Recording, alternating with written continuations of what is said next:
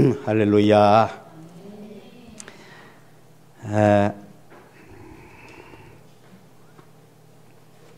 우리는 시간까지 성령 충만한 삶을 살자 그렇게 말씀했습니다. 성령 충만한 삶이라는 건 뭐냐? 여기에 하나님이 충만한 삶이다. 여기에 하나님이 충만한 삶이라는 건 뭐냐? 바로 예수님의 사랑으로 충만한 삶이다. 그런 말씀을 나누었습니다. 그 예수님의 사랑이라는 건 뭐냐? 바로 십자가의 사랑이다. 그래서 내가 오늘 십자가의 사랑을 이 가슴에 가지고 그 십자가의 사랑이 나에게 충만하다면 우리는 성령 충만을 한 그런 삶을 살게 된다. 그렇게 말씀을 드렸습니다. 원래 이 성경이라는 것은 또 그리스도인이라는 것은 결국 무엇이냐 하면 바로 하나님의 사랑, 하나님이 이 세상을 사랑하셨다, 사랑하고 있고 그 사랑이 오늘 우리에게 나타났다. 이게 복음이라는 거예요. 이것을 듣고 자기 거를 만든 사람은 그 복된 삶을 사는 것이고 이런 말씀을 듣고도 그것이 복음으로 받아들이지 않는 사람은 그저 이 세상밖에 없지요. 이 세상의 삶, 여러분 하나님이 없고 하나님이 없는 그런 세상, 하나님이 없는 세상이라면은 이 세상이 전부잖아요. 그런 이 세상에 우리가 살았잖아요. 그 세상에 살아보니 어때요? 그 살만한 세상이에요?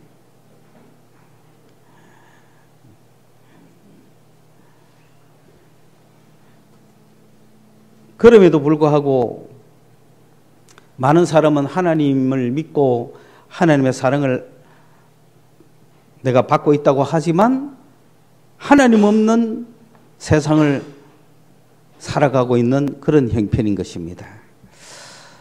그런데 우리가 하나님의 사랑을 알지 못하면 하나님이 나를 사랑하는지 안 하는지 모르기 때문에 그럴 수 있습니다. 오늘 믿든지 안 믿든지 분명한 사실은 무엇이냐? 바로 하나님이 우리를 사랑한다는 거예요. 그런데 그것이 말로만 돌고 경험되지도 아니하고 그걸 내가 누리지도 못하고 느끼지도 못하고 있기 때문에 그 차이를 좁혀보고자 그 하나님의 사랑을 우리 가슴에 내 삶 속에 체험해보고 겪어보고 하나님의 사람으로 믿음을 가지고 살아갈 수 있도록 가르치고 모이고 기도하고 찬양하고 예배하고 이야기를 나누는 거예요. 오늘 이 시간도 첫째 하나님의 사랑에 대해서 알고 둘째 그 하나님의 사랑을 경험하고 셋째 그 하나님의 사랑을 가지고 세상을 살아간다. 이 세 가지 목표를 우리가 가지고 이 자리에 앉아서 우선 말씀을 듣고 있는 거란 말이에요. 그래서 첫째 하나님의 사랑이 어떤지를 우리가 한번 알아보자. 하나님의 사랑은 하나님, 예수님, 성령님이라고 하는 삼위일체의 사랑으로 나타난다고 지난주에 말씀을 드렸어요. 그래서 어떤 사람은 하나님의 사랑을 경험하고 어떤 사람은 예수님의 사랑을 경험하고 어떤 사람은 성령님의 사랑을 경험하고 그렇게 부분적으로 경험하는 것 같지만 그러나 그 모든 것이 한 분 하나님이라는 사실을 알고 똑같은 사랑인 것을 알고 그 하나님의 충만한 사랑을 경험해야 된다는 거죠. 그러기 위해서는 하나님에 대해서도 깊게 알고 예수님에 대해서도 깊게 알고 성령님에 대해서도 깊게 알아야 되겠죠. 그 하나님을 깊게 알 수 있는 방법이 바로 구약 성서에 나와 있는 이 하나님에 대한 지식, 그 하나님은 어떤 분인지 우리가 많이 듣고 배웠습니다. 그리고 예수님의 사랑, 예수님은 어떤 분이신지 신약의 마태, 마가, 누가복음, 요한복음에서 예수님이 어떤 분인지 많이 듣고 압니다. 그리고 사도행전부터 교회 안에 역사하시는 그 성령께서 오늘 우리와 함께 계셔서 어떻게 우리를 지도하고 인도하고 위로하고 힘주시고 용기 주시는지를 우리는 배웠습니다. 그런데 그 모든 것을 한마디로 요약하고 종합하고 요점을 말하고 초점을 하나로 딱 이야기한다면은 바로 예수 그리스도예요. 그 예수 그리스도의 십자가예요. 그거에서부터 모든 사랑이 나온단 말입니다. 그러므로 오늘 그분의 사랑에 대해서, 그리스도의 사랑에 대해서 오늘 말씀을 나누고 싶어요. 그 그리스도의 사랑이라는 게 뭐냐? 예수님은 어떤 분이냐? 그 예수님의 일생에 대해서 첫째 우리가 다시 한번 점검해 봅시다.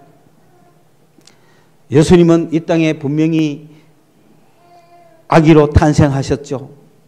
성탄절은 예수님의 탄생을 축하하는 날입니다. 전 세계가 성탄절을 섬기고 있습니다. 그거는 부인할 수 없는 사실입니다. 이 세상에 태어나지도 않는 사람을 어떻게 축하하겠어요? 석가 탄신일도 있고 공자도 태어난 날이 있고, 그렇다고 해서 유교의 공자 탄생을 기념하고 그런 날은 없잖아요. 그러나 불교라고 하는 것은 동양의 최대의 종교로서, 그래서 그 석가의 탄신일을 4월 초팔일로 우리가 기념하고 있었으니까 12월 25일이 예수님의 성탄절을 기념하는 날로 전 세계가 다 기념하니까 우리나라도 기념일로, 공휴일로 그렇게 지정하니 석가탄신일도 지정해달라. 그러니까 한참 후에 4월 초팔일도 놀게 됐어요. 뭐 우리가 반대할 이유가 없습니다. 분명한 사실은 석가가 4월 초팔일 날 탄생했다는 거죠. 마찬가지로 예수님도 12월 25일이 정확하지는 않습니다. 그러나 365일 중에 하루는 있었을 거 아니에요. 예수님이 탄생한 날이 있었을 거 아니에요. 그 날을 모른단 말이에요. 모르면 어떻게 하면 좋겠어요? 365일을 다 기념하면 좋겠는데, 그래도 딱 하루 태어나신 그날 밤이 있을 거 아니에요. 오늘 저 시온이가 벌써 장성한 아이가 돼가지고 저래 똘방똥과 있는데 시온이 태어난 날이 있을 거란 말이에요. 언제 태어났죠? 그 11월 15일 딱 있잖아. 본인들 알겠어요?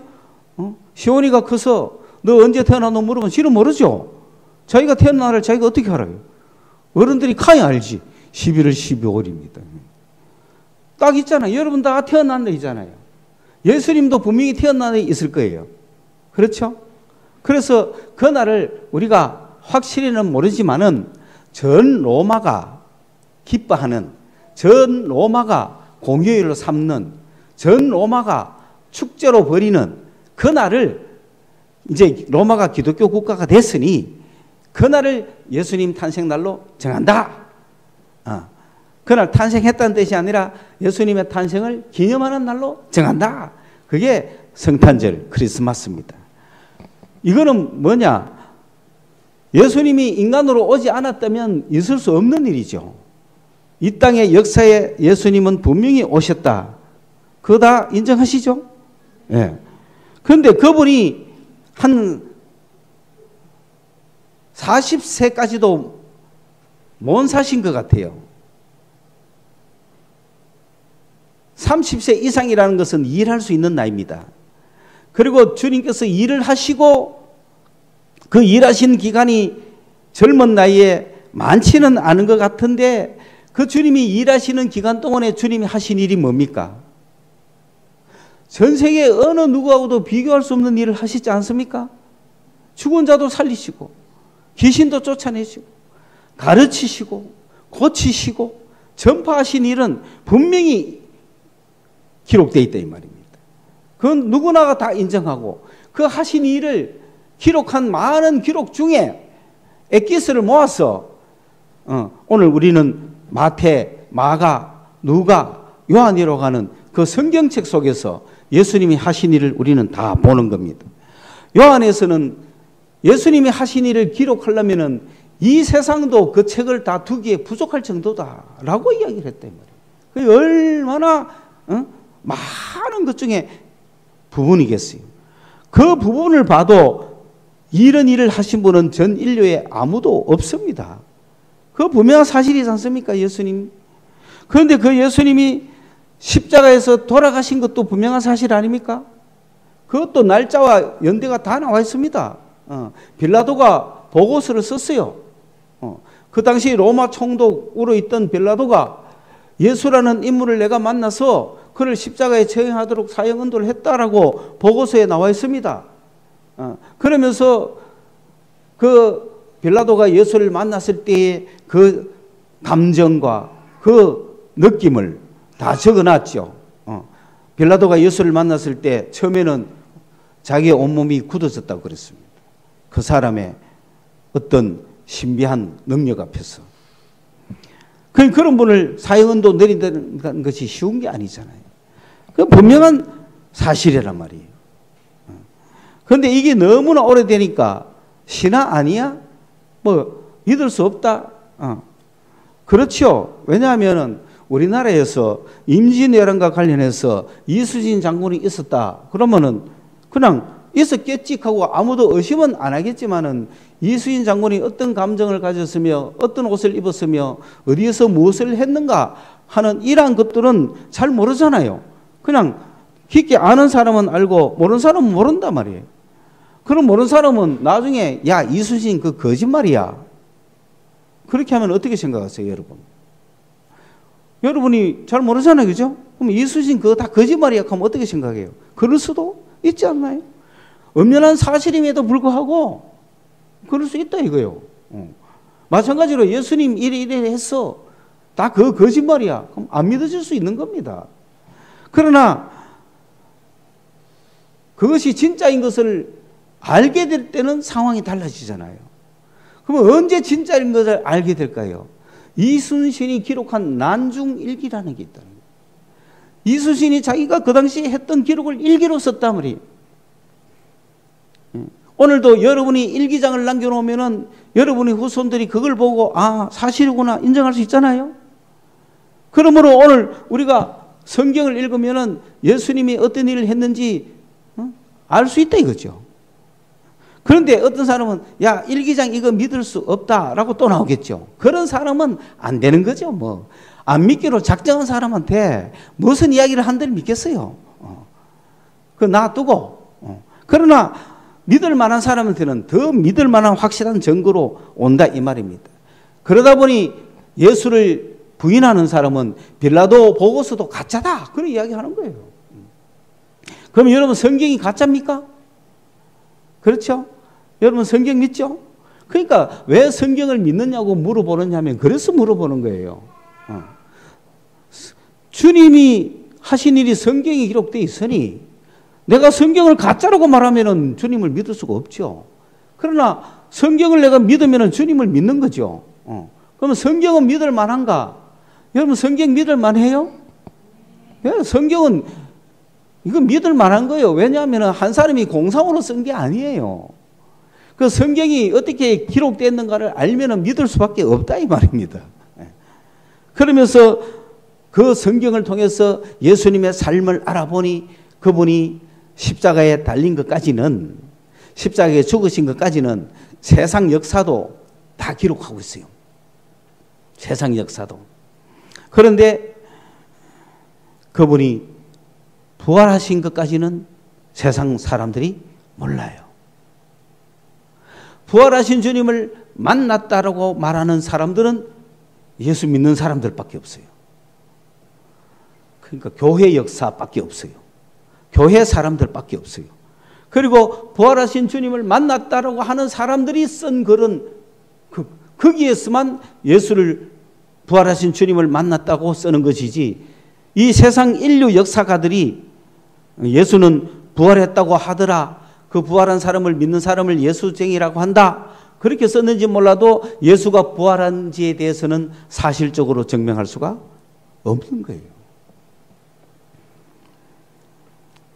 그러나 부활한 사람들의 이야기를 믿지 않는다면 부활한 예수님을 만난 사람들의 이야기를 우리가 믿지 않는다면 또 어떻게 하겠어요? 그죠?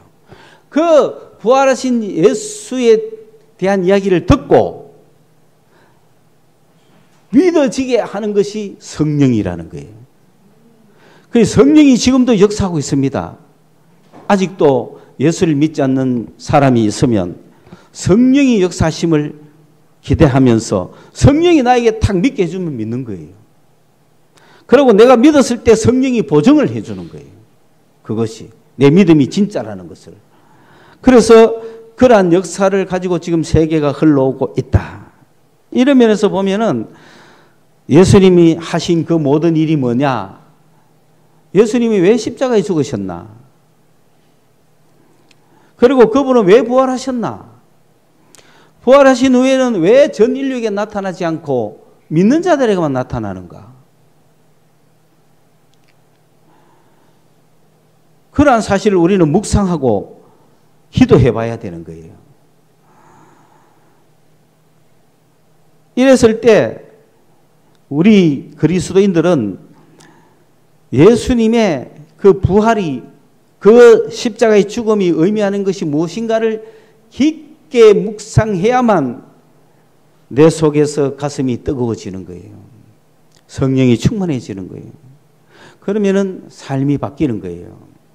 이런 사실이 분명히 있습니다. 여러분 다 잘 아시죠?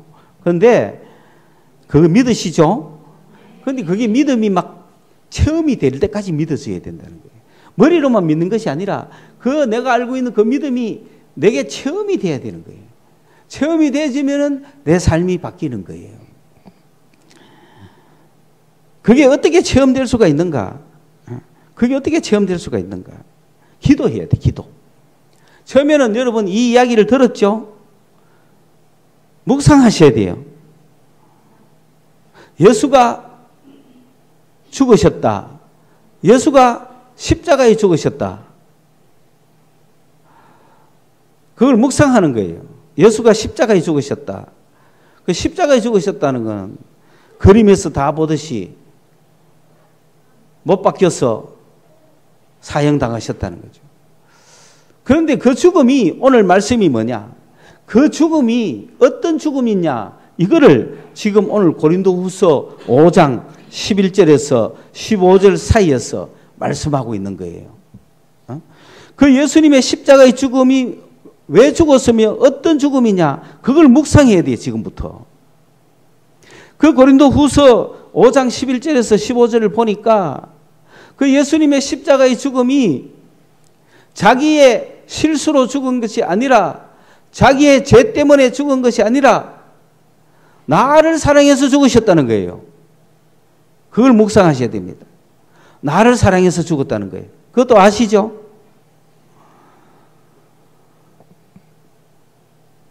나를 사랑해서 죽었다는 겁니다. 일단 지식으로 알아놔야 돼요. 나를 사랑해서 죽었어. 그 다음에, 그런데 그게 뭐 어쨌단 말이야? 이래 되겠죠? 그 나를 사랑해서 죽으셨는데 그 죽음을 바울이 뭐라고 해석했느냐 하면, 그 죽음은 한 사람이 수많은 사람을, 모든 사람을 대신해서 죽은 거라는 겁니다. 바울의 해석입니다. 여러분 동의하십니까? 다시 말해서 전 인류가 죽어야 될 거를 예수님이 죽으신 거야. 대신해서. 그러면은 예수님이 죽으셨다는 것은 전 인류도 죽었다는 게 맞죠? 맞습니까? 그러면 여러분은 예수님이 죽으셨을 때 여러분도 죽으신 거야. 그걸 인정해야 되는 거예요. 지식으로 인정해야 되는 거예요. 그러면서 바울은 뭐를 이야기하냐면은, 그 예수님이 전 인류를 위해서 죽으신 이유가, 여기서 잘 들으셔야 됩니다. 예수님이 전 인류를 위해서 죽으신 이유가, 전 인류가 누구를 위해서 살도록? 예수를 위해서 살도록 죽으신 겁니다. 여기서 문제가 생기죠. 여러분 예수를 위해서 삽니까? 예수 위해서 삽니까? 아니죠. 그러니 다 믿는 게 헛방이라는 거예요. 아무리 뭐 믿는다고 해도 헛방입니다. 천국 그렇게 가고 싶은 천국 못 갑니다. 천국 못 간다는 이야기만 하면 이단 소리 막 날라오거든. 뭐 괜찮아요. 못 가는 거 못 가는 거지. 말씀이 그렇잖아요.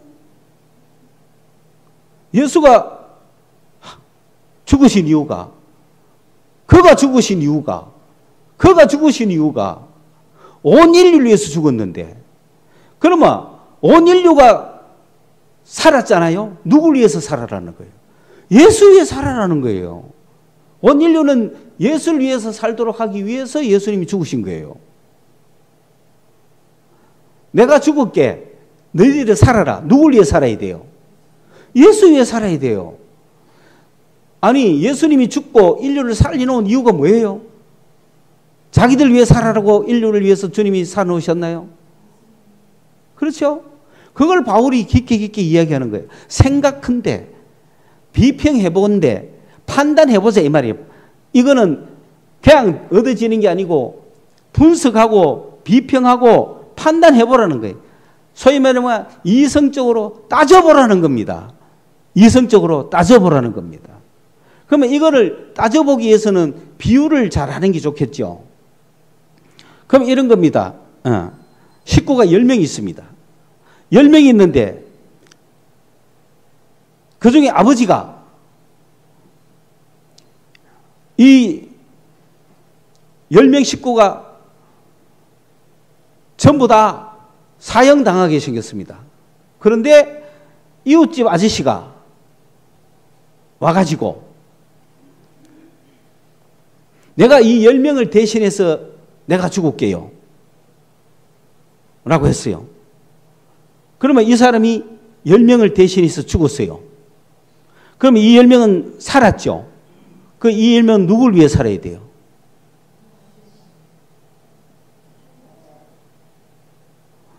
자기를 위해, 죽은 자를 위해 살아야 되지 않을까요?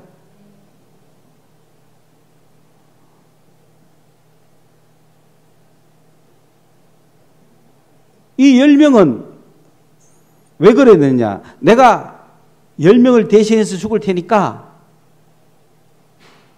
당신들은 내 대신 당신들 위해서 사세요 라고 했다면, 그래, 저 사람이 날 대신 죽어줬고 나는 내가 죽다 살아 몸이 돼가 나는 내 삶을 살아, 그렇게 말할 수 있죠. 그런데 그분이 내가 당신들 위해서 죽을 테니까 당신은 날 위해 살아줘 이랬다면 어떻게 되죠? 이 아저씨가 말이야, 내가 원래 나는 할 일이 있어.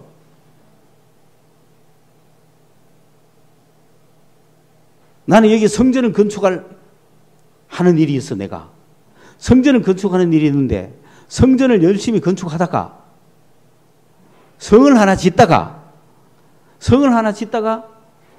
갑자기 이런 일을 들었단 말이에요. 그래가 저 10명이 죽게 생겼는데 그럼 내가 대신 죽을게. 그 대신에 10명은 뭐 해야 됩니까? 내가 하던 일을 해줘야 될 거 아니에요. 그러면 내가 당신들 위해서 죽을 테니까 당신들은 내가 하던 성을 지어줄래? 라고 했을 때 여러분은 yes, no? yes? 아니, no 하는 사람도 있을 거 아닙니까? 그죠? 아니, 그래 살 바니 내 그냥 죽고 말란다 하겠죠. 그런 사람도 많아요. 그런 사람은 주님과 상관없어요. 내가 너를 위해 죽을 테니까 너는 나를 위해 살아줄래? 어떻게 하실래요? 그렇죠? 그래서 우리 그리스도인은 생명을 얻었단 말이에요. 그리스도인은 그런 자들입니다. 그런데 비그리스도인들은 저런 자들이죠. 맞죠? 내가 니를 위해서 죽을 테니까 너는 나를 위해 살아도 그랬는데 그 중에서 yes, okay. 내가 당신 일을 해드리겠습니다. 내가 당신을 위해서 살겠습니다. 하는 사람은 그리스도인. 아니에요. 나는 내 삶을 살 거예요. 하는 사람은 주님과 관계가 없는 사람들이죠. 그 사람은 살아도 죽을 거죠. 이 사람은 죽어도 살겠죠. 이해 갔습니까? 여러분 어느 쪽입니까? 예수가 난리 죽었으니까 나는 내 삶을 멋있게 살 거야. 이쪽입니까? 예수님이 난리 죽었으니까 나는 예수를 위해 살겠다. 이겁니까?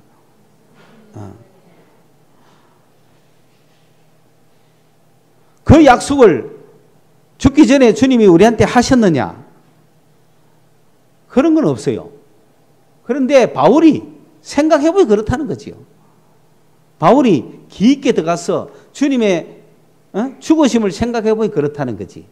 그런데 우리가 반드시 그래야만 하는 이유는 바로 여러분 어때요? 자, 여기서 한번 갈라져 봅시다. 예수가 난리에 죽었으니까 나는 나를 죽었던 내가 다시 살아났으니까 나는 나를 위해 살 거야. 이렇게 살고 싶습니까? 아니면은 난리에 죽었으니까 내가 그분 위해서 살 거야. 이렇게 하고 싶습니까? 이걸 선택한 사람들에게 뭐가 축복이냐면은 부활이 있다는 거죠. 주님은 죽으셨을 뿐만 아니라 부활하셨다는 거예요. 그렇기 때문에 이걸 선택해야 되는 거예요. 부활이 있기 때문에 우리는 이걸 선택해야 되는 거예요. 부활이 없다면 그런 의미도 없어요. 부활이 없다면 주님을 위해 살 이유가 없어요. 부활이 없다면 주님이 죽으신 걸로 그만이잖아요. 그런데 부활이 있기 때문에 주를 위해서 살아야 되는 거예요. 부활이 있기 때문에 주님을 위해서 우리는 내 삶을 나를 위해서가 아니라 부활을 위해서 살아야 돼요. 주님을 위해서 살아야 된다 이 말입니다. 주님이 부활하셨기 때문에 다시 일으킴을 받았기 때문에 다시 살리심을 얻었기 때문에 우리는 그분을 위해서 살면은 우리도 사는 거예요. 결론을 맺어볼까요, 여러분? 인생의 삶의 목적이 무엇입니까? 그걸 몰라 방황하는 사람들이 많죠. 여러분 뭐 때문에 삽니까? 여러분 사는 이유가 뭡니까? 인생에 사는 삶의 목적이 무엇입니까? 철학적 질문 수없이 했죠.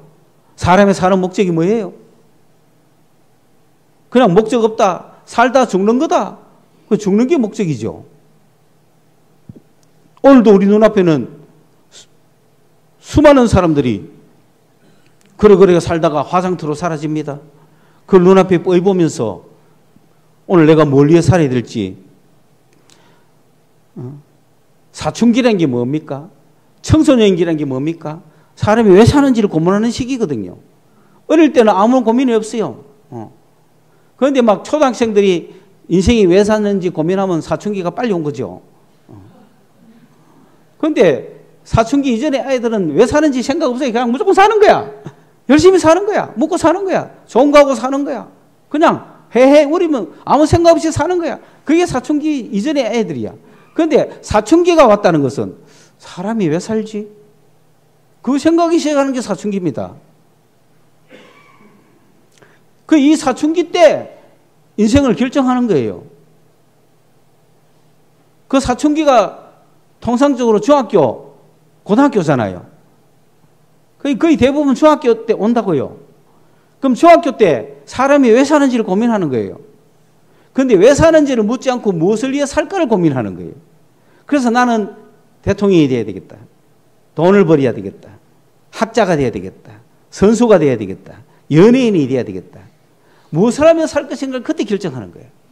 그래서 초등학교 때 네 장래 희망이 뭐냐 이런 거는 별로 큰 의미는 없어요.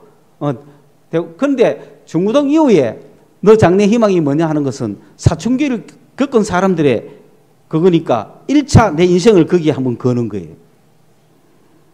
그런데 그때 예수를 믿는 사람들은 주를 위해서 살겠다고 써야 되는 거예요. 예수 믿는 사람은 내 인생 주를 위해 살겠다고 써야 되는 거예요. 그게 성경이야. 왜? 부활하신 그분을 만났으면. 부활하신 그분을 만난 사람은 주를 위해 살겠다고 쓰지 않겠어요? 그 주를 위해 살겠다 이꼬로 목사는 아니잖아요. 그건 대부분 주를 위해 살겠다면 목사 되는가 싶어가 잘 안 쓰는데 목사 아니라도 주를 위해서 사는 방법은 많습니다. 여러분이 살아가는 삶의 모든 삶에서 다 주를 위해서 사는 거잖아요. 그러나 여러분 아직도 신앙의 사춘기 이제 맞이했다면 신앙의 사춘기에서 여러분 뭐라고 쓸 거예요? 나는 누구를 위해 살겠다? 주를 위해 살겠다고 쓰십시오. 나를 위해서 자기 몸을 버리신 주를 위해서 살겠다. 그렇게 쓰십시오. 나는 나를 위해 살지 않겠다. 주를 위해서 살겠다. 그렇게 쓰시는 게 맞죠? 여기까지 올 때까지 성령의 감동이 없어도 돼요. 여기까지는 지식으로 와도 돼요. 지식으로 여기까지 왔죠? 그러면 이때부터 그것이 진짜 감동이 돼야 되고 결단이 돼야 되고 체험이 돼야 되지 않겠어요? 네? 여기까지 온 여러분들 이제 여기서 진짜 체험하자고요. 나는 누구를 위해서 살겠다? 주를 위해서 살겠다. 왜? 주가 나를 위해 죽으셨으니까. 그리고 나는 그 자유를 가지고 내 멋대로 살아도 되는데 내가 주를 위해서 사는 이유는 그분이 부활하셨고 부활의 주님이시기 때문에 나도 부활해야 되기 때문에 그분과 함께 부활해야 되기 때문에 그분을 떠나서는 살 수가 없고 그분을 위해서 사는 거예요. 내가 살았는데 그분을 위해서 살지 않으면 부활하신 그분과 아무 상관이 없는 거예요. 그러면은 그냥 살았지만 또 죽어야 돼요. 그러나 부활하신 그분을 내가 믿고 따라가면은 그분과 함께 부활하는 거예요. 그 영생을 얻는단 말입니다. 주님은 우리의 영생을 위해서 죽으셨잖아요. 우리가 영생 얻기 위하여 죽으셨잖아요. 영생 얻기 위하여 죽으셨지 이 땅의 삶을 위해서 죽으신 게 아니잖아요. 그런데 많은 사람이 영생을 얻어놓고 주를 위해 살지 않고 자기를 위해서 사니까 여기에 예수가 없고 성령 충만이 없고 그런 사랑의 생활을 못하고 있다 이 말입니다. 예수를 믿어서 영생을 얻었지만은 사랑 없는 삶을 살아가고 있고 목적 없는 삶을 살아가고 있고 세상 사람과 똑같은 목적을 갖고 살아가고 있고 자기를 위해서 살아가는 결과를 지금 다 보여주고 있다 이 말이에요. 그러므로 오늘 우리가 이 인생이 예수 믿고 충만한 인생, 뜨거운 인생, 희망찬 인생이 되기 위해서는 부활하신 주님과 함께 살 준비를 해야 된다. 그리고 나도 부활을 준비해야 된다 이거지. 지금도 살아계시는 주님과 내가 막 교류하면서 살아가는 거. 그게 인생의 충만함이라는 거예요. 그래서 인생의 목적은 삶의 목적은 그분을 위해서 사는 것이다. 인생이 사는지 인생이 뭔지 인생이 왜 사는지 무엇을 위해서 사는지 모르는 사람들에게 삶의 목적을 가르쳐줘야 된다. 그 예수님은 그 예수님의 사랑은 우리는 예수님을 위해서 사는 거예요. 자, 여기까지가 지식입니다. 이 지식이 체험이 되려면 살아계신 예수를 만나야 됩니다. 살아계신 예수를 만나고 난 후에 결단해야 됩니다. 내가 살아계신 그분을 위해서 살겠다고. 그러면은 그분이 이 땅에서 하루하루 한순간 한순간 나에게 역사하는 그 체험을 하게 되는 거예요. 날마다 체험 속에서 살아가라. 날마다 체험 속에서 살아가라. 그러면은 전도를 하게 될 것이다. 내가 받은 이 사랑, 내가 받은 이 체험, 내가 겪은 이 예수님의 사랑, 이 사랑을 내가 이웃에게 전해야 되겠다. 그게 전도의 삶이에요. 그러므로 여기에 주님의 사랑이 가득한 사람은 이걸 전하기 위해서 전도하는 삶을 살아가는 결론이 나오는 겁니다. 그러면 그들도 전도받아 와서 예수님을 알고 살아계신 예수님을 만나고 그 예수님을 체험하고 그 내 삶 속에서 하나하나 다 체험하고 그 주님의 뜨거운 사랑을 견디지 못하여 또 다른 사람한테 전해주는 사람이 된다. 이것을 계속 만들어가는 것이 교회다. 오늘 여기에 계시는 여러분들 지금 어디까지 왔습니까? 체험도 했죠? 체험이 나타나고 있죠? 더 그게 성령 충만이라. 그걸 더 강하고 뜨겁게 체험하십시오. 그리고 결단하십시오. 내가 누구를 위해 살겠다고? 예수를 위해 살겠다고 결단하십시오. 그러면 더 뜨거워지고 더 체험을 할 겁니다. 내가 예수를 위해서 살겠다고 결단한다고 해서 오늘 당장 주고 어디 뭐 신학교 가라는 얘기가 아니잖아요. 내가 예수를 살겠다고 해서 오늘 당장 내가 먹는 거 포기하고 잘 사는 데 포기하고 이런 게 아니잖아요. 예수 위해 살겠다는 것이 어떻게 이 땅에 거지로 살아라는 거예요. 그게 아니잖아요. 예수를 위해 사는 삶이 어떻게 우리가 잘못 생각하는 그런 삶일까요? 그렇지 않습니다. 예, 내가 예수 위해서 살면은 예수가 나를 위해서 삽니다. 그 확실한 삶을 가지십시오. 예수 보고 날 위해 살아달라고 기도하지 말고 내가 예수를 위해 사십시오. 그러면 예수가 나를 위해 살아주셔요. 날 위해 다 해주셔요. 그 체험을 하라 이 말입니다.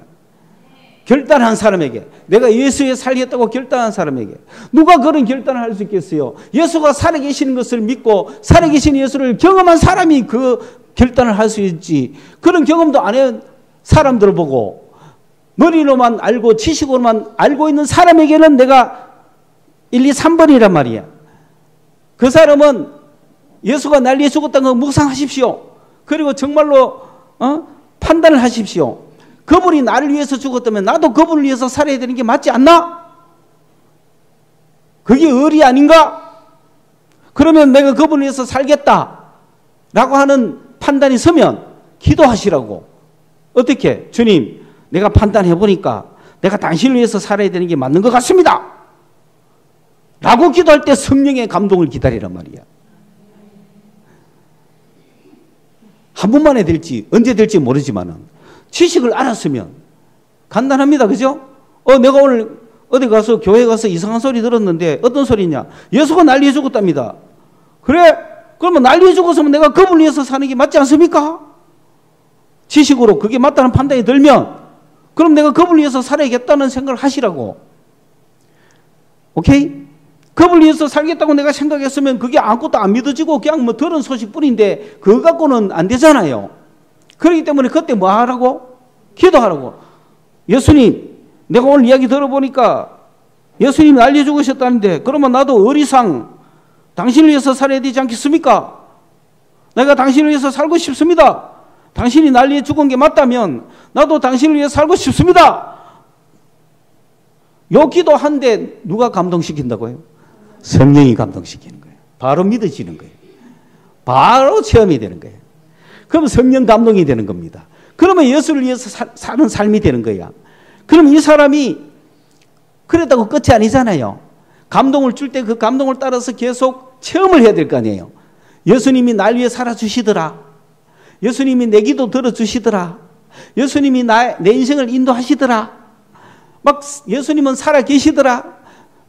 그 체험을 막 해야 될 거 아니에요. 그 체험이 내뿐만 아니라 나를 넘어서서 자신 있게 남에게, 다른 사람에게도 예수 믿으라고 전도할 수 있을 정도까지 그게 넘쳐나야 보증이 되겠죠. 그래, 나는 이래 쏘가가 예수 믿는데 니는 가능하면 믿지 마라. 이거 하면 안 되잖아요. 나는 어쩌다가 그만 예수 믿었어. 그런데 이거 믿는 거 너무 힘들어. 그러니까 니는 안 믿어도 돼. 니는 믿지 마. 이래 갖고는 체험을 못한 거죠. 충만한 주님의 사랑을 체험 못한 거죠. 충만한 주님의 사랑을 체험했다면은 나도 믿을 뿐만 아니라 이 뜨거운 사랑이 너무 충만하기 때문에 전하지 않고는 못 빼기고 어떤 어려움에서도 니도 믿어라. 너도 믿으라 할 수밖에 없지 않습니까? 그 정도 체험까지 돼야 된다 이 말이에요. 어떤 사람은 내 예수 믿으면 힘들어. 그래 니는 믿지 마. 이건 아직 체험 덜 했다는 거죠. 주님의 뜨거운 사랑이 내 가슴에서 막 뜨거워지는 정도로 그 주님의 뜨거운 십자가에 나를 위해 죽으신 그 사랑을 체험하도록 여러분 전진해야 됩니다. 그게 성령 충만입니다. 성령 충만 받고 싶습니까? 성령 충만해지고 싶습니까? 예수로 충만하시라고요. 예수의 십자가로 충만하시라고요. 예수가 날 위해 죽었다는 사실을 내가 인정하고 나도 그분을 위해서 살겠다고 기도하시라고요. 그러면 성령의 충만함이 오는 겁니다. 그러니까 이것이 내가 다른 사람에게 내가 죽더라도 당신에게 전하고 싶다라고 하는 정도로 뜨거워질 때까지 그런 정도까지 나아가야만 우리는 그리스도의 사랑을 알고 성령의 충만한 삶을 살 수가 있을 것입니다. 오늘 이 시대에 우리 중에 한 사람이라도 그런 사람이 생길 때 이것이 마치 불꽃이 되어서 옆 사람에게 불이 붙듯이 전파될 줄로 믿습니다. 우리 이것을 위해서 그 한 사람이 되기 위해서 우리 모두가 계속해서 전진해서 나아갑시다. 기도하겠습니다. 하나님, 이런 목사부터 하는 것이 아니라 장로들이나 권사들이부터 하는 것이 아니라 오늘 우리 이 말씀을 듣는 어느 누구 한 명이라도 주님 이 뜨거운 불꽃을 붙이기 위하여 뜨거운 사랑의 불꽃을 일으키기 위하여 주님 나아갈 수 있도록 도와주시옵소서. 우리 사랑하는 성서소망교회 성도, 오늘 이 말씀을 듣는 자들 중에서도 주야 이 불꽃이 붙을 수 있도록 주님 은혜 주시옵소서. 예수님 귀하신 이름으로 기도드리옵나이다. 아멘.